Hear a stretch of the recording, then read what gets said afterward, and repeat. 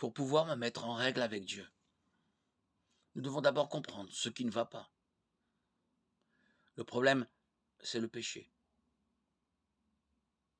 Il n'y en a aucun qui fasse le bien, pas même un seul. Psaume 14,3. Nous nous sommes rebellés contre les commandements de Dieu. Nous étions tous comme des brebis égarées. Ésaïe 53,6. La mauvaise nouvelle est que la punition du péché, c'est la mort. Celui qui pêche, c'est celui qui mourra. Ézéchiel 18,4. La bonne nouvelle est qu'un Dieu plein d'amour nous a recherchés pour nous offrir le salut. Jésus a déclaré que son but était de chercher et sauver ce qui était perdu. Luc 19,10. Et il a confirmé que cet objectif a été atteint par ses mots sur la croix. Tout est accompli. Jean 19,30. Pour mettre en règle notre relation avec Dieu, nous devons d'abord reconnaître notre péché, puis le confesser humblement à Dieu. Ésaïe 57,15.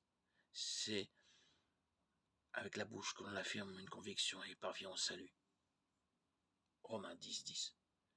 Cette repentance doit être accompagnée par la foi.